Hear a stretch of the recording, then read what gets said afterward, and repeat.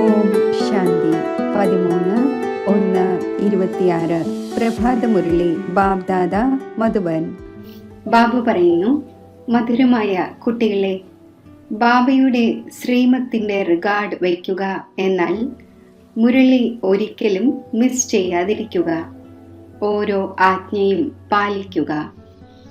ചോദ്യം: കുട്ടികളായ നിങ്ങളോട് സംതൃപ്തവും സന്തുഷ്ടവുമാണോ എന്ന് ആരെങ്കിലും ചോദിക്കുകയാണ് എങ്കിൽ നിങ്ങൾ ലഹരിയോടെ ഏതൊരു ഉത്തരമാണ് നൽകേണ്ടത്? ഉത്തരം പറയൂ. പരബ്രഹ്മത്തിൽ വസിക്കുന്നവന്റെ ചിന്തയുണ്ടായിരുന്നു. ആ ഒന്നിനെ ലഭിച്ചു കഴിഞ്ഞു. പിന്നെ എന്താണ് വേണ്ടത്? നേടേണ്ടിയിരുന്നത് നേടിക്കഴിഞ്ഞു. ഈശ്വരീയ കുട്ടികളായ നിങ്ങൾക്ക് ഒരു കാര്യത്തിൻ്റെയും ചിന്തയില്ല. നിങ്ങളെ ബാബ സ്വന്തമാക്കി നിങ്ങളിൽ കിരീടം വച്ചു. പിന്നെ ചിന്ത ഏതു കാര്യത്തിൻ്റെതാണ്? ഓം ശാന്തി. ബാബ മനസ്സിലാക്കിച്ചു തരുന്നു, കുട്ടികളുടെ ബുദ്ധിയിൽ തീർച്ചയായും ഇതുണ്ടാകും. ബാബ പിതാവുമാണ്, ടീച്ചറുമാണ്, സുപ്രീം ഗുരുവുമാണ്. തീർച്ചയായും ഈ ഓർമ്മയിലായിരിക്കും. ഈ ഓർമ്മ ഒരിക്കലും ആർക്കും പഠിപ്പിക്കുവാനും സാധിക്കില്ല. ബാബ തന്നെയാണ് കൽപ്പകൽപ്പങ്ങളിൽ വന്ന് പഠിപ്പിക്കുന്നത്. ആ ഒന്ന് ജ്ഞാനസാഗരവും പതീത പാവനനുമാണ്. അത് പിതാവുമാണ്, ടീച്ചറുമാണ്, ഗുരുവുമാണ്. ജ്ഞാനത്തിന്റെ മൂന്നാമത്തെ നേത്രം ലഭിച്ചിരിക്കെ ഇതിപ്പോൾ മനസ്സിലാക്കുന്നു. കുട്ടികൾ മനസ്സിലാക്കുന്നുണ്ടാകും, പക്ഷേ പിതാവിനെ തന്നെ മറന്നു പോകുന്നു. അപ്പോൾ ടീച്ചറും ഗുരുവും പിന്നെ എങ്ങനെ ഓർമ്മ വരും? മായ വളരെയധികം പ്രബലമാണ്. 3 രൂപത്തിലും മഹിമയുണ്ടായിട്ടും മൂന്നിൻ്റെയും മറവിയുണ്ടാക്കുന്നു. ഇത്രയും സർവശക്തിവാനാണ്. കുട്ടികളും എഴുതുന്നു, ബാബ നമ്മൾ മറന്നു പോകുന്നു. മായ ഈ വിധം ശക്തിശാലിയാണ്. ഡ്രാമ അനുസരിച്ച് വളരെ സഹജമാണ്. കുട്ടികൾ മനസ്സിലാക്കുന്നു, ഇങ്ങനെ ഒരിക്കലും ആരും ഉണ്ടാവുക സാധ്യമല്ല. ആ ഒന്ന് അച്ഛനും ടീച്ചറും സദ്ഗുരുവുമാണ്. സത്യം സത്യമാണ്. ഇതിൽ കെട്ടുകഥകളുടെയോ മറ്റോ കാര്യമൊന്നുമില്ല. ഉള്ളിൽ മനസ്സിലാക്കേണ്ടതാണല്ലോ. പക്ഷേ മായ മറവിയുണ്ടാക്കുന്നു. നമ്മൾ തോറ്റുപോകുന്നു എന്ന് പറയുന്നു. എങ്കിൽ ഓരോ ചുവടിലും പദമം എങ്ങനെ ഉണ്ടാകും? ദേവതമാർക്ക് തന്നെയാണ് പത്മത്തിന്റെ അടയാളം നൽകുന്നത്. സർവർക്കും നൽകുവാൻ സാധിക്കില്ല. ഇത് ഈശ്വരന്റെ പഠനമാണ്, മനുഷ്യൻ്റെതല്ല. ഇത് ഒരിക്കലും മനുഷ്യന്റെ പഠനമാവുക സാധ്യമല്ല. ദേവതമാരുടെ മഹിമ ചെയ്യപ്പെടുന്നു. എന്നാൽ ഉയർന്നതിലും ഉയർന്നത് ഒരു ബാബയാണ്. ബാക്കി ആ ഒന്നിൻ്റെ മഹിമ എന്താണ്? ഇന്ന് കഴുതപദം, അതായത് തുച്ഛമായ പദവി. നാളെ രാജപദം. ഇപ്പോൾ നിങ്ങൾ ഇങ്ങനെ ലക്ഷ്മി നാരായണൻ ആകുന്നതിൻ്റെ പുരുഷാർത്ഥം ചെയ്തുകൊണ്ടിരിക്കുന്നു. ഈ പുരുഷാർത്ഥത്തിൽ വളരെ പേർ ഫെയിലാകുന്നു എന്നതറിയുന്നു. എത്ര പേരാണോ കഴിഞ്ഞ കൽപ്പത്തിൽ പാസ്സായിരുന്നത് അത്രയും പേർ തന്നെയാണ് പഠിക്കുന്നത്. വാസ്തവത്തിൽ ജ്ഞാനവും വളരെ സഹജമാണ്. എന്നാൽ മായ മറവിയുണ്ടാക്കുന്നു. ബാബ പറയുന്നു, തൻ്റെ ചാർട്ട് എഴുതൂ. പക്ഷേ എഴുതുവാൻ സാധിക്കുന്നില്ല. എത്രത്തോളം ഇരുന്ന് എഴുതും? എഴുതുകയും ചെയ്യുന്നുണ്ട് എങ്കിൽ 2 മണിക്കൂർ ഓർമ്മയിൽ ഇരുന്നുവോ എന്ന് പരിശോധിക്കുന്നു. ബാബയുടെ ശ്രീമത്തിനെ പ്രവൃത്തിയിൽ കൊണ്ടുവന്നുവോ എന്നറിയാനും കഴിയുന്നു. ബാബ മനസ്സിലാക്കും, ഈ പാവങ്ങൾക്ക് ലജ്ജ തോന്നുന്നുണ്ടാകും. ഇല്ലെങ്കിൽ പിന്നെ ശ്രീമത് പ്രവൃത്തിയിൽ കൊണ്ടുവരേണ്ടതാണ്. പക്ഷേ 2% പോലും ചാർട്ട് എഴുതുക പ്രയാസമാണ്. കുട്ടികൾക്ക് ശ്രീമത്തിനോട് ഇത്രയും റിഗാർഡില്ല. മുരളി ലഭിച്ചിട്ടും പഠിക്കുന്നില്ല. ബാബ പറയുന്നത് സത്യമാണ്, നമ്മൾ മുരളിയെ പഠിക്കുന്നില്ല, പിന്നെ മറ്റുള്ളവർക്ക് എന്ത് മനസ്സിലാക്കിച്ചു കൊടുക്കുവാനാണ് എന്ന് ഉള്ളിൽ തീർച്ചയായും തോന്നുന്നുണ്ടാകും. ഓർമ്മയുടെ യാത്ര. ഓം ശാന്തി. ആത്മീയ അച്ഛൻ ആത്മീയ കുട്ടികൾക്ക് മനസ്സിലാക്കിച്ചു തരുന്നു. കുട്ടികൾ മനസ്സിലാക്കുന്നുണ്ട്, തീർച്ചയായും നമ്മൾ ആത്മാവാണ്, നമ്മെ പരംപിത പരമാത്മാവ് പഠിപ്പിച്ചുകൊണ്ടിരിക്കുന്നു. എന്താണ് പറയുന്നത്? എന്നെ ഓർമ്മിക്കൂ, എങ്കിൽ നിങ്ങൾ സ്വർഗത്തിന്റെ അധികാരിയാകും. ഇതിൽ ബാബയും അടങ്ങിയിട്ടുണ്ട്, പഠനവും പഠിപ്പിക്കുന്നവനും അടങ്ങിയിരിക്കുന്നു, സദ്ഗതി ദാതാവും അടങ്ങിയിരിക്കുന്നു. കുറച്ചു വാക്കിൽ മുഴുവൻ ജ്ഞാനവും വരുന്നു. ഇവിടെ നിങ്ങൾ വരുന്നത് തന്നെ ഇതിനെ റിവൈസ് ചെയ്യുന്നതിനു വേണ്ടിയാണ്. ബാബയും ഇത് മനസ്സിലാക്കിച്ചു തരുന്നു. കാരണം നിങ്ങൾ സ്വയം പറയുന്നു, നമ്മൾ മറന്നു പോകുന്നു, അതിനാൽ റിവൈസ് ചെയ്യുന്നതിനായി ഇവിടെ വരുന്നു എന്ന്. ചിലർ ഇവിടെ കഴിയുന്നു, എന്നിട്ടും റിവൈസ് ചെയ്യുന്നത് ഉണ്ടാകുന്നില്ല, ഭാഗ്യത്തിലില്ല. പുരുഷാർത്ഥം ബാബ ചെയ്യിക്കുന്നുണ്ട്. പുരുഷാർത്ഥം ചെയ്യിക്കുന്നവൻ ഒരേ ഒരു ബാബ തന്നെയാണ്. ഇതിൽ ആരുടെയും പരിഗണനയൊന്നും ഉണ്ടാവുക സാധ്യമല്ല. സ്പെഷ്യൽ പഠനവുമില്ല. ആ പഠനത്തിൽ സ്പെഷ്യലായി പഠിക്കുന്നതിനായി ടീച്ചറിനെ വിളിക്കുന്നു. ഇതാണെങ്കിൽ ഭാഗ്യം ഉണ്ടാക്കുന്നതിനായി സർവരെയും പഠിപ്പിക്കുന്നു. ഓരോരുത്തരെയും പ്രത്യേകമായി എത്രത്തോളം പഠിപ്പിക്കും? എത്ര അനേകം കുട്ടികളുണ്ട്. ആ പഠനത്തിൽ ചിലർ വലിയ വ്യക്തികളുടെ കുട്ടികളായിരിക്കും. അപ്പോൾ അവരെ സ്പെഷ്യലായി പഠിപ്പിക്കുന്നു. ടീച്ചറിനറിയാം ഇന്നയാൾ ഡള്ളാണ്, അതിനാൽ അവരെ സ്കോളർഷിപ്പിന് യോഗ്യരാക്കി മാറ്റുന്നു. ഈ ബാബ അങ്ങനെ ചെയ്യുന്നില്ല. ഇതാണെങ്കിൽ ഏകരസമായി എല്ലാവരെയും പഠിപ്പിക്കുന്നു. അതായി ടീച്ചറിന്റെ എക്സ്ട്രാ പുരുഷാർത്ഥം ചെയ്യിക്കൽ. ഇതാണെങ്കിൽ എക്സ്ട്രാ പുരുഷാർത്ഥം ആരെയും പ്രത്യേകമായി ചെയ്യിക്കുന്നില്ല. എക്സ്ട്രാ പുരുഷാർത്ഥം എന്നതിൻ്റെ അർത്ഥം തന്നെ മാസ്റ്റർ ഒരൽപ്പം കൃപ കാണിക്കുന്നു എന്നാണ്. അതേപോലെ പൈസ വാങ്ങുന്നു, വിശേഷിച്ച് സമയം നൽകി പഠിപ്പിക്കുന്നു.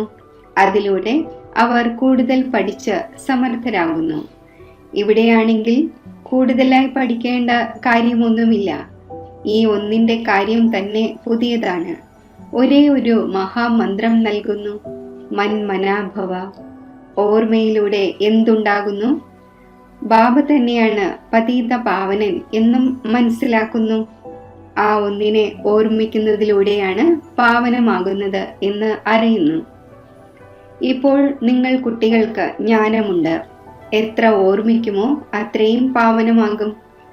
ഓർമ്മിക്കുന്നത് കുറവാണെങ്കിൽ പാവനമാകുന്നത് കുറവായിരിക്കും. ഇത് കുട്ടികളായ നിങ്ങളുടെ പുരുഷാർത്ഥത്തിന്മേലാണ്. പരിധിയില്ലാത്ത ബാബയെ ഓർമ്മിക്കുന്നതിലൂടെ നമുക്ക് ഈ ലക്ഷ്മി നാരായണനാകണം. അവരുടെ മഹിമ ഓരോരുത്തരും അറിയുന്നുണ്ട്. താങ്കൾ പുണ്യ ആത്മാവാണ്, നമ്മൾ പാപാത്മാവാണ് എന്ന് പറയുന്നുമുണ്ട്. അനേകം ക്ഷേത്രങ്ങൾ നിർമ്മിക്കപ്പെട്ടിട്ടുണ്ട്. അവിടെ എല്ലാവരും എന്തു ചെയ്യാനാണ് പോകുന്നത്? ദർശനത്തിലൂടെ നേട്ടമൊന്നുമില്ല. അന്യോന്യം കണ്ട് മടങ്ങിപ്പോകുന്നു. ദർശനം നടത്തുവാനായി പോകുന്നു, അത്രമാത്രം. ഇന്നയാൾ യാത്രയ്ക്ക് പോകുന്നു, നമ്മളും പോകട്ടെ എന്നാണ്. ഇതിലൂടെ എന്തുണ്ടാകും? ഒന്നും തന്നെയില്ല. കുട്ടികളായ നിങ്ങളും യാത്രകൾ ചെയ്തു. മറ്റ് ഉത്സവങ്ങൾ ആഘോഷിക്കുന്നത് പോലെ യാത്രയും ഒരു ഉത്സവമായി മനസ്സിലാക്കുന്നു. ഇപ്പോൾ നിങ്ങൾ ഓർമ്മയുടെ യാത്രയും ഒരു ഉത്സവമായി മനസ്സിലാക്കുന്നു. നിങ്ങൾ ഓർമ്മയുടെ യാത്രയിലിരിക്കുന്നു. വാക്ക് തന്നെ ഒന്നാണ്, മന്മനാഭവ. നിങ്ങളുടെ ഈ യാത്ര അനാദിയാണ്. അവരും പറയുന്നു ആ യാത്ര നമ്മൾ അനാദിയായി ചെയ്തു വരുന്നു എന്ന്. പക്ഷേ നിങ്ങളിപ്പോൾ ജ്ഞാനസഹിതം പറയുന്നു, നമ്മൾ കൽപ്പകൽപ്പം ഈ യാത്ര ചെയ്യുന്നു. ബാബ തന്നെയാണ് വന്ന് ഈ യാത്ര പഠിപ്പിക്കുന്നത്. അവർ 4 ധാമങ്ങളിലും ജന്മങ്ങൾ തോറും യാത്ര ചെയ്യുന്നു. പരിധിയില്ലാത്ത ബാബ ഇത് പറയുന്നു, എന്നെ ഓർമ്മിക്കൂ, എങ്കിൽ നിങ്ങൾ പാവനമായി മാറും.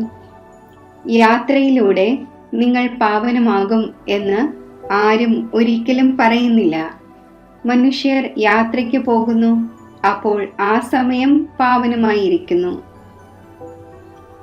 ഇക്കാലത്താണെങ്കിൽ അവിടെയും അഴുക്ക് പിടിച്ചിരിക്കുന്നു, പാവനമായിരിക്കുന്നില്ല. ഈ ആത്മീയ യാത്രയെക്കുറിച്ചാണെങ്കിൽ ആർക്കും അറിയില്ല.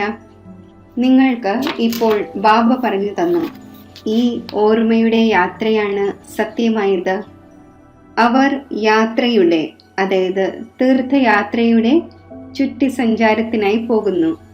എങ്കിലും എങ്ങനെയാണോ അങ്ങനെയായി തന്നെ ഇരിക്കുന്നു, ചുറ്റി സഞ്ചരിച്ചു കൊണ്ടേയിരിക്കുന്നു.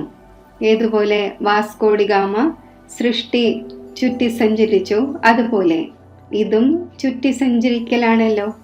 ഗീതവും ഉണ്ടല്ലോ, 4 ഭാഗത്തും പ്രദക്ഷിണം വച്ചു. എന്നിട്ടും എല്ലായ്പ്പോഴും ദൂരെയിരുന്നു. ഭക്തിമാർഗത്തിൽ ആർക്കും തന്നെ ലഭിക്കുക സാധ്യമല്ല. ഭഗവാനെ ആർക്കും ലഭിച്ചില്ല. ഭഗവാനിൽ നിന്നും ദൂരെ തന്നെ ഇരുന്നു. ചുറ്റി സഞ്ചരിച്ച ശേഷവും വീട്ടിൽ വന്ന് 5 വികാരങ്ങളിൽ കുടുങ്ങുന്നു. ആ എല്ലാ യാത്രകളും അസത്യമാണ്. ഇപ്പോൾ കുട്ടികളായ നിങ്ങൾക്കറിയാം, ബാബ വന്നിരിക്കുകയാണ് എന്നിരിക്കെ ഇത് പുരുഷോത്തമ സംഗമയുഗമാണ്. ബാബ വന്നു കഴിഞ്ഞു എന്ന് ഒരു ദിവസം എല്ലാവരും അറിയും. ഒടുവിൽ ഭഗവാനെ ലഭിക്കും. എന്നാൽ എങ്ങനെയാണ്? ഇത് ആരും തന്നെ അറിയുന്നില്ല. മധുരമധുരമായ കുട്ടികളായ നിങ്ങൾക്ക് ഇതറിയാം. നമ്മൾ ശ്രീമതനുസരിച്ച് ഈ ഭാരതത്തെ വീണ്ടും സ്വർഗമാക്കിക്കൊണ്ടിരിക്കുകയാണ്. ഭാരതത്തിൻ്റെ തന്നെ പേരാണ് നിങ്ങൾ പറയുന്നത്.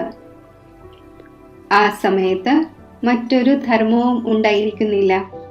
മുഴുവൻ വിശ്വവും പവിത്രമാകുന്നു. ഇപ്പോഴാണെങ്കിൽ അനേകം ധർമ്മങ്ങളുണ്ട്. ബാബ വന്ന് നിങ്ങളെ മുഴുവൻ വൃക്ഷത്തിൻ്റെയും നോളജ് കേൾപ്പിക്കുന്നു. നിങ്ങൾക്ക് സ്മൃതി വരുത്തുന്നു, നിങ്ങൾ തന്നെ ദേവതയായിരുന്നു.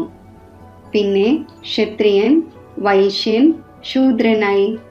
ഇപ്പോൾ നിങ്ങൾ തന്നെ ബ്രാഹ്മണനായിരിക്കുന്നു. ഹംസോ എന്നതിൻ്റെ അർത്ഥം ബാബ എത്ര സഹജമായി മനസ്സിലാക്കിച്ചു തരുന്നു. ഓം എന്നാൽ ഞാൻ ആത്മാവ്, പിന്നെ ഞാൻ ആത്മാവ്. ഇങ്ങനെ ചക്രം കറങ്ങുന്നു. അവർ പറയുന്നു, ഞാൻ ആത്മാവ് തന്നെയാണ് പരമാത്മാവ്, പരമാത്മാവ് തന്നെയാണ് ഞാൻ ആത്മാവ് എന്ന്. ഹംസോ എന്നതിൻ്റെ അർത്ഥം യഥാർത്ഥമായി അറിയുന്ന ഒരാൾ പോലും ഇല്ല. അതിനാൽ ബാബ പറയുന്നു, ഈ ഒരു മന്ത്രം എല്ലായ്പ്പോഴും ഓർമ്മ വയ്ക്കേണ്ടതാണ്. ചക്രം ബുദ്ധിയിൽ ഉണ്ടായിരിക്കുകയില്ലെങ്കിൽ എങ്ങനെ ചക്രവർത്തി രാജാവാകും? ഇപ്പോൾ ഞാൻ ആത്മാവ് ബ്രാഹ്മണനാണ്, പിന്നീട് ഞാൻ തന്നെ ദേവതയാകും. ഇത് നിങ്ങൾ ആരോട് വേണമെങ്കിലും പോയി ചോദിച്ചു നോക്കൂ, ആർക്കും പറഞ്ഞു തരാൻ സാധിക്കില്ല. അവരാണെങ്കിൽ 84ന്റെ അർത്ഥം പോലും മനസ്സിലാക്കുന്നില്ല. ഭാരതത്തിൻ്റെ ഉന്നതിയും പതനവും പാടപ്പെട്ടിട്ടുണ്ട്. ഇത് ശരിയാണ്. സതോ പ്രധാനം, സതോ രജോ തമോ, സൂര്യവംശി, ചന്ദ്രവംശി, വൈശ്യവംശി. ഇപ്പോൾ കുട്ടികളായ നിങ്ങൾക്ക് എല്ലാം മനസ്സിലായി. ബീജരൂപമായ ബാബയെ തന്നെയാണ് ജ്ഞാനത്തിൻ്റെ സാഗരം എന്ന് പറയുന്നത്. ആ ഒന്ന് ഈ ചക്രത്തിൽ വരുന്നില്ല. നമ്മൾ ജീവാത്മാവ് തന്നെയാണ് പരമാത്മാവാകുന്നത് എന്നല്ല. അങ്ങനെയല്ല. ബാബ തനിക്ക് സമാനം നോളജ്ഫുൾ ആക്കി മാറ്റുന്നു. തനിക്ക് സമാനം ഗോഡ് ആക്കി മാറ്റുന്നില്ല. ഈ കാര്യങ്ങൾ വളരെ നല്ല രീതിയിൽ മനസ്സിലാക്കണം. അപ്പോൾ ബുദ്ധിയിൽ ചക്രം തിരിയും. അതിന് സ്വദർശന ചക്രം എന്ന പേര് വെച്ചിരിക്കുന്നു. നിങ്ങൾക്ക് ബുദ്ധിയിലൂടെ മനസ്സിലാക്കാൻ സാധിക്കും നമ്മൾ എങ്ങനെയാണ് ഈ 84ന്റെ ചക്രത്തിൽ വരുന്നത്. ഇതിൽ എല്ലാം വരുന്നു. സമയവും വരുന്നു, വർണ്ണവും വരുന്നു, വംശാവലിയും വരുന്നു. ഇപ്പോൾ കുട്ടികളായ നിങ്ങളുടെ ബുദ്ധിയിൽ ഈ മുഴുവൻ ജ്ഞാനവും ഉണ്ടായിരിക്കണം. നോളജിലൂടെ തന്നെയാണ് ഉയർന്ന പദവി ലഭിക്കുന്നത്. നോളജ് ഉണ്ടായിരിക്കുമെങ്കിൽ മറ്റുള്ളവർക്കും നൽകും. ഇവിടെ നിങ്ങളെക്കൊണ്ട് ഏതെങ്കിലും പേപ്പറൊന്നും പൂരിപ്പിക്കുന്നില്ല. ആ സ്കൂളുകളിൽ പരീക്ഷ നടക്കുമ്പോൾ പേപ്പറുകൾ വിദേശത്തു നിന്നും വരുന്നു. ആരാണോ വിദേശത്ത് പഠിക്കുന്നവർ അവരുടെ റിസൾട്ട് അവിടെ തന്നെ ഇറക്കുന്നുണ്ടാകും. അതിലും ആര് വലിയ എഡ്യൂക്കേഷൻ അതോറിറ്റി ആയിരിക്കുന്നുവോ അവരായിരിക്കും പേപ്പേഴ്സ് പരിശോധിക്കുന്നത്. നിങ്ങളുടെ പേപ്പേഴ്സ് ആര് പരിശോധിക്കും? നിങ്ങൾ സ്വയം തന്നെ ചെയ്യും. സ്വയം എന്താഗ്രഹിക്കുന്നുവോ അങ്ങനെയാക്കി മാറ്റൂ. പുരുഷാർത്ഥത്തിലൂടെ എന്താഗ്രഹിക്കുന്നുവോ ആ പദവി ബാബയിൽ നിന്നും എടുക്കൂ. എക്സിബിഷനിലും മറ്റും കുട്ടികൾ ചോദിക്കാറില്ലേ, എന്താകും? ദേവതയാകുമോ, ബാരിസ്റ്റർ ആകുമോ, എന്താകും എന്ന്. എത്രത്തോളം ബാബയെ ഓർമ്മിക്കുമോ, സർവീസ് ചെയ്യുമോ, അത്രയും ഫലം ലഭിക്കും. ആര് നല്ല രീതിയിൽ ബാബയെ ഓർമ്മിക്കുമോ അവർ മനസ്സിലാക്കുന്നുണ്ട് നമുക്ക് സർവീസും ചെയ്യണം, പ്രജകളെ തയ്യാറാക്കണമല്ലോ. ഇത് രാജധാനിയാണ് സ്ഥാപിതമായിക്കൊണ്ടിരിക്കുന്നത്. അപ്പോൾ അതിൽ എല്ലാവരും വേണം. അവിടെ മന്ത്രി ഉണ്ടായിരിക്കുന്നില്ല. ബുദ്ധി കുറഞ്ഞവർക്കാണ് മന്ത്രിയുടെ ആവശ്യമുള്ളത്. നിങ്ങൾക്ക് അവിടെ നിർദ്ദേശങ്ങളുടെ ആവശ്യമുണ്ടായിരിക്കുന്നില്ല. ബാബയുടെ അടുക്കൽ നിർദ്ദേശം എടുക്കുവാനായി വരുന്നു. സ്ഥൂലമായ കാര്യങ്ങളുടെ നിർദ്ദേശം എടുക്കുന്നു. പൈസ എന്തു ചെയ്യട്ടെ, തൊഴിൽ എങ്ങനെ ചെയ്യണം എന്ന്. ബാബ പറയുന്നു, ഈ ലൗകിക കാര്യങ്ങൾ ബാബയുടെ അടുക്കിലേക്ക് കൊണ്ടുവരാതിരിക്കൂ. പിന്നെ നിരാശമായി പോകരുതല്ലോ. അപ്പോൾ എന്തെങ്കിലുമൊക്കെ ധൈര്യം പറഞ്ഞ് പകർന്നു തരുന്നു. ഇതൊന്നും എൻ്റെ ജോലിയല്ല, എൻ്റേത് നിങ്ങൾക്ക് വഴി പറഞ്ഞു തരുന്നതിൻ്റെ ഈശ്വരീയ തൊഴിലാണ്. നിങ്ങൾ എങ്ങനെ വിശ്വത്തിൻ്റെ അധികാരിയാകും? നിങ്ങൾക്ക് ശ്രീമത്ത് ലഭിച്ചു, ബാക്കിയെല്ലാം ആസുരീയ മതമാണ്. സത്യയുഗത്തിൽ ശ്രീമത്ത് എന്ന് പറയും, കലിയുഗത്തിൽ ആസുരീയ മതമാണ്. അത് സുഖധാമമാണ്. അവിടെ സംതൃപ്തവും സന്തുഷ്ടവുമാണോ, ആരോഗ്യം ശരിയാണോ എന്ന് പറയുകയില്ല. ഈ വാക്കുകൾ അവിടെ ഉണ്ടായിരിക്കുകയില്ല. ഇത് ഇവിടെയാണ് ചോദിക്കുന്നത്. ഏതെങ്കിലും ബുദ്ധിമുട്ടില്ലല്ലോ, സുഖമാണോ എന്ന്. ഇതിൽ തന്നെ വളരെയധികം കാര്യങ്ങൾ വരുന്നു. ഇങ്ങനെ ചോദിക്കുവാനായി അവിടെ ദുഃഖമേ ഇല്ല. ഇവിടെ ദുഃഖത്തിൻ്റെ ലോകം തന്നെയാണ്. വാസ്തവത്തിൽ നിങ്ങളോട് ആർക്കും ചോദിക്കുവാൻ സാധിക്കില്ല. മായ വീഴ്ത്തുന്ന ഒന്നാണ്. എങ്കിലും ബാബയെ ലഭിച്ചിരിക്കുകയാണല്ലോ. നിങ്ങൾ പറയും, നിങ്ങൾ സുഖക്ഷേമങ്ങൾ അന്വേഷിക്കുകയാണോ? നമ്മൾ ഈശ്വരൻ്റെ കുട്ടികളാണ്. നമ്മളോട് എന്തിന് സുഖാന്വേഷണങ്ങൾ ചോദിക്കണം?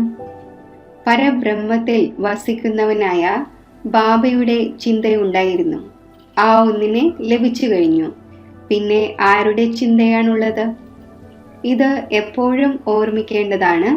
നമ്മൾ ആരുടെ കുട്ടികളാണ്? ബുദ്ധിയിൽ ഈ ജ്ഞാനവുമുണ്ട്. എപ്പോഴാണോ നമ്മൾ പാവനമായി മാറുന്നത്, അപ്പോൾ പിന്നെ യുദ്ധം ആരംഭിക്കും. നിങ്ങൾ സന്തുഷ്ടവും സംതൃപ്തവുമാണോ എന്ന് നിങ്ങളോട് ആരെങ്കിലും എപ്പോൾ ചോദിച്ചാലും പറയൂ, നമ്മൾ സദാ സന്തുഷ്ടവും സംതൃപ്തവുമാണ്. രോഗമുണ്ടായിരുന്നാൽ പോലും ബാബയുടെ ഓർമ്മയിലിരിക്കണം.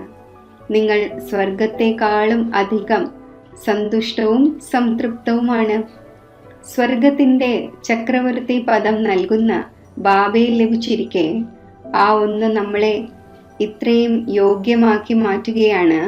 അപ്പോൾ നമ്മൾ എന്ത് ചിന്തയാണ് വയ്ക്കുന്നത്?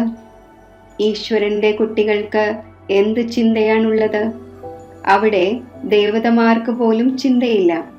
ദേവതമാരെക്കാൾ ഉയർന്നതാണ് ഈശ്വരൻ. അപ്പോൾ ഈശ്വരൻ്റെ കുട്ടികൾക്ക് ചിന്ത ഉണ്ടാവുക സാധ്യമാണോ? ബാബ നമ്മെ പഠിപ്പിക്കുകയാണ്. ബാബ നമ്മുടെ ടീച്ചറും സദ്ഗുരുവുമാണ്. ബാബ നമ്മിൽ കിരീടം വെച്ചിരിക്കുകയാണ്. നമ്മൾ കിരീടധാരി ആയിക്കൊണ്ടിരിക്കുന്നു. നമുക്ക് വിശ്വത്തിൻ്റെ കിരീടം എങ്ങനെയാണ് ലഭിക്കുന്നത് എന്നത് നിങ്ങൾക്കറിയാം. ബാബ കിരീടം വയ്ക്കുന്നില്ല. ഇതും നിങ്ങൾക്കറിയാം. സത്യയുഗത്തിൽ ബാബ തൻ്റെ കിരീടം തൻ്റെ കുട്ടികളിൽ വയ്ക്കുന്നു. അതിനെ ഇംഗ്ലീഷിൽ ക്രൗൺ പ്രിൻസ് എന്ന് പറയുന്നു. ഇവിടെ പിതാവിൻ്റെ കിരീടം കുട്ടികൾക്ക് ലഭിക്കുന്നത് വരെയും കുട്ടികൾക്ക് ഉത്കണ്ഠയുണ്ടായിരിക്കും. പിതാവ് മരിച്ചുപോയി എങ്കിൽ കിരീടം എൻ്റെ ശിരസിൽ വന്നേനെ എന്ന്. പ്രിൻസിൽ നിന്നും മഹാരാജാവാകണം എന്ന ആശയുണ്ടാകും. അവിടെയാണെങ്കിൽ ഇങ്ങനെയുള്ള കാര്യമുണ്ടായിരിക്കില്ല. തൻ്റെ സമയമാകുമ്പോൾ നിയമമനുസരിച്ച് പിതാവ് കുട്ടികൾക്ക് കിരീടം നൽകി പിന്നെ അകന്നു മാറുന്നു. അവിടെ വാനപ്രസ്ഥത്തിൻ്റെ ചർച്ച ഉണ്ടാകുന്നില്ല. കുട്ടികൾക്ക് കൊട്ടാരവും മറ്റും ഉണ്ടാക്കി നൽകുന്നു. ആഗ്രഹങ്ങളെല്ലാം പൂർത്തിയാകുന്നു. നിങ്ങൾക്ക് മനസ്സിലാക്കുവാൻ സാധിക്കും, സത്യയുഗത്തിൽ സുഖം തന്നെ സുഖമാണ്. പ്രാക്ടിക്കലിൽ എല്ലാ സുഖവും നേടുന്നത് അവിടെ പോകുമ്പോഴാണ്. നിങ്ങൾക്കേ ഇതറിയുള്ളൂ, സ്വർഗത്തിൽ എന്തുണ്ടാകും, ഒരു ശരീരം ഉപേക്ഷിച്ച് പിന്നെ എവിടെ പോകും എന്ന്. ഇപ്പോൾ നിങ്ങളെ പ്രാക്ടിക്കലിൽ ബാബ പഠിപ്പിച്ചുകൊണ്ടിരിക്കുന്നു. നിങ്ങൾക്കറിയാം, നമ്മൾ സത്യമായി സ്വർഗത്തിലേക്ക് പോകും. അവരാണെങ്കിൽ നമ്മൾ സ്വർഗത്തിൽ പോകുന്നു എന്ന് പറയുന്നു. സ്വർഗം എന്ന് എന്തിനെയാണ് പറയുന്നത് എന്ന് അറിയുന്നത് പോലുമില്ല. ജന്മാന്തരങ്ങളായി ഈ അജ്ഞാനത്തിൻ്റെ കാര്യങ്ങൾ കേട്ടുവന്നു. ഇപ്പോൾ ബാബ നിങ്ങളെ സത്യമായ കാര്യങ്ങൾ കേൾപ്പിക്കുന്നു. ശരി, മധുരമായ സിഖില്ലതെ കുട്ടികൾക്ക് മാതാവും പിതാവുമായ ബാബ്ദാദയുടെ സ്നേഹസ്മരണകൾ. Good morning. ആത്മീയ അച്ഛൻ്റെ ആത്മീയ കുട്ടികൾക്ക് നമസ്തേ. ധാരണയ്ക്കുള്ള മുഖ്യസാരം: സദാ സംതൃപ്തവും സന്തുഷ്ടവും ആയിരിക്കുന്നതിനായി ബാബയുടെ ഓർമ്മയിലിരിക്കണം. പഠനത്തിലൂടെ തന്നിൽ രാജപദവിയുടെ കിരീടം വയ്ക്കണം.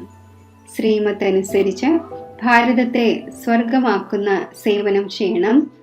സദാ ശ്രീമത്തിൻ്റെ റിഗാർഡ് വയ്ക്കണം. വരദാനം: ശ്രേഷ്ഠ ഭാഗ്യത്തിൻ്റെ സ്മൃതിയിലൂടെ തൻ്റെ സമർത്ഥ സ്വരൂപത്തിൽ ഇരിക്കുന്ന സൂര്യവംശി പദവിയുടെ അധികാരിയായി ഭവിക്കട്ടെ. ആരാണോ തൻ്റെ ശ്രേഷ്ഠ ഭാഗ്യത്തെ സദാ സ്മൃതിയിൽ വയ്ക്കുന്നത്, അവർ സമർത്ഥ സ്വരൂപത്തിൽ ഇരിക്കുന്നു. അവർക്ക് സദാ തൻ്റെ അനാദിയും യഥാർത്ഥവുമായ സ്വരൂപം സ്മൃതിയിൽ ഉണ്ടായിരിക്കും. ഒരിക്കലും കൃത്രിമമായ മുഖം ധാരണ ചെയ്യുന്നില്ല. പലപ്പോഴും മായ കൃത്രിമമായ ഗുണങ്ങളുടെയും കർത്തവ്യത്തിൻ്റെയും സ്വരൂപം ആക്കി മാറ്റുന്നു. ചിലരെ ക്രോധിയും, ചിലരെ ലോഭിയും, ചിലരെ ദുഃഖിയും, ചിലരെ അശാന്തവുമാക്കുന്നു. എന്നാൽ യഥാർത്ഥ സ്വരൂപം ഈ എല്ലാ കാര്യങ്ങൾക്കും അതീതമാണ്. ഏത് കുട്ടികളാണോ തൻ്റെ യഥാർത്ഥ സ്വരൂപത്തിൽ സ്ഥിതി ചെയ്യുന്നത്, അവർ സൂര്യവംശി പദവിയുടെ അധികാരിയായി മാറുന്നു. സ്ലോഗൻ: സർവരോടും ദയ കാണിക്കുന്നവരാകൂ, അപ്പോൾ ഞാനെന്ന ഭാവവും തെറ്റിദ്ധാരണയും സമാപ്തമാകും. അവ്യക്ത സൂചന: ഈ അവ്യക്ത മാസത്തിൽ ബന്ധനമുക്തമായിരുന്ന് ജീവൻ മുക്ത സ്ഥിതി അനുഭവിക്കൂ. താങ്കളുടെ രചനയായ കമലപുഷ്പം ജലത്തിലിരിക്കുമ്പോഴും ജലത്തിൻ്റെ ബന്ധനത്തിൽ നിന്നും മുക്തമാണ്. രചനയിൽ ഈ വിശേഷത ഉണ്ടെന്നിരിക്കെ മാസ്റ്റർ രചയിതാവിൽ ഉണ്ടായിരിക്കില്ലേ? ഏതെങ്കിലും ബന്ധനത്തിൽ കുടുങ്ങിപ്പോവുകയാണെങ്കിൽ തൻ്റെ മുന്നിൽ കമലപുഷ്പത്തിൻ്റെ ഉദാഹരണം വയ്ക്കൂ. കമലപുഷ്പത്തിന് വേറിട്ടതും പ്രിയപ്പെട്ടതും ആകാൻ സാധിക്കുന്നു എന്നിരിക്കെ മാസ്റ്റർ സർവശക്തിവാന് ആകുവാൻ സാധിക്കില്ലേ? അപ്പോൾ സദാ ആയി മാറും. ഓം ശാന്തി.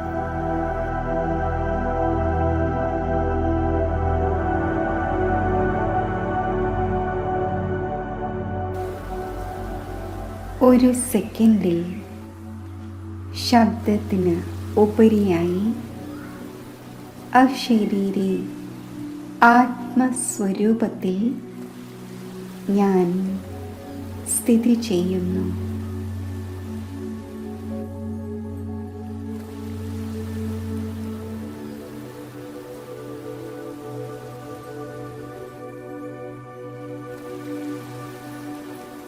ഈ അശരീരി അവസ്ഥയിൽ ഞാൻ ശക്തി സ്വരൂപ സ്ഥിതി അനുഭവിക്കുന്നു.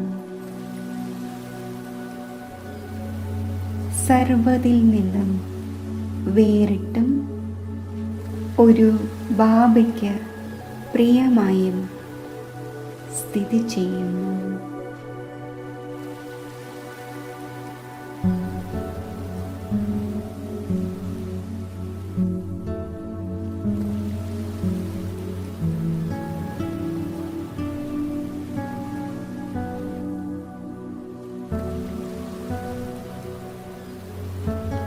ഈ അലൗകിക ശക്തിശാലി സ്ഥിതിയിൽ സ്ഥിതി ചെയ്ത് ഞാൻ എൻ്റെ അവ്യക്ത സ്വരൂപം ധാരണ ചെയ്യുന്നു.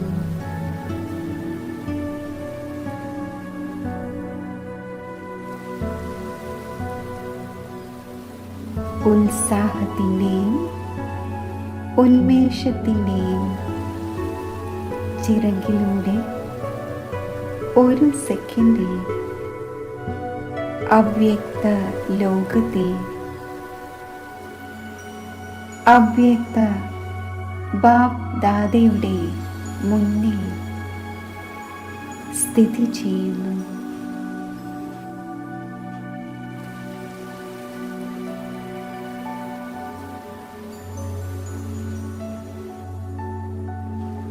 ബാപ് ദാദയുമായുള്ള അവ്യക്ത കൂടിക്കാഴ്ച എന്നെ ഈശ്വരീയ വരദാനങ്ങളാൽ സമ്പന്നമാക്കുന്നു.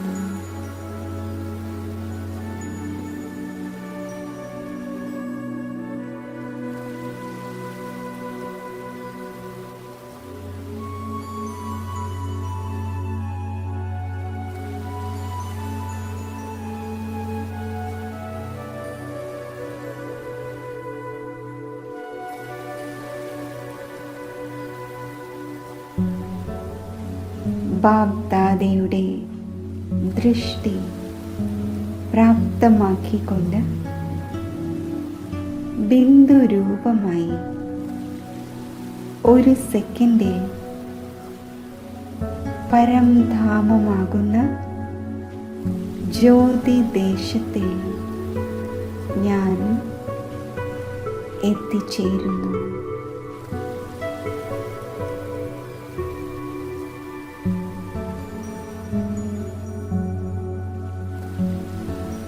ഒരു പ്രകാശ ബിന്ദുവായി ഈ ദിവ്യധാമത്തിൽ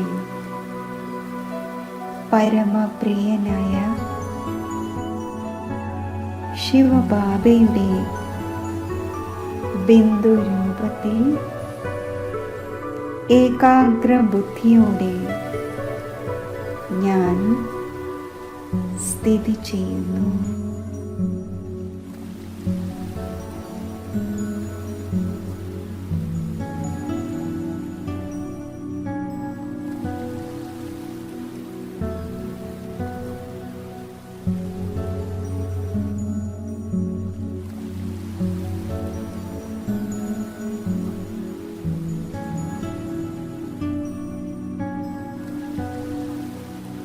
സർവശ്രേഷ്ഠമായ ആത്മാ പരമാത്മാ കൂടിക്കാഴ്ചയുടെ ദിവ്യ അനുഭവങ്ങളിൽ മഗ്നമാകുമ്പോൾ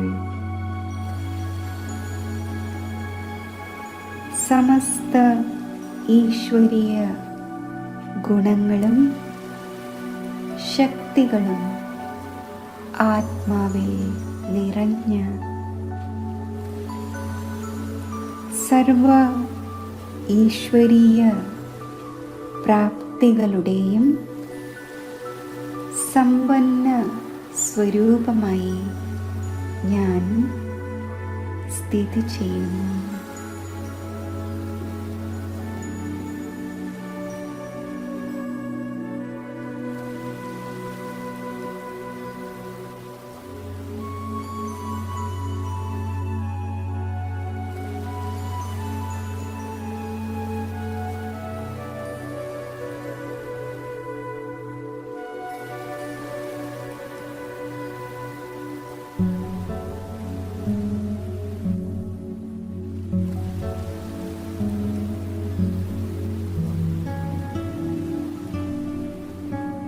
ഈ സമ്പന്ന സ്വരൂപം എന്നെ സന്തുഷ്ടമണിയാക്കി മാറ്റുന്നു.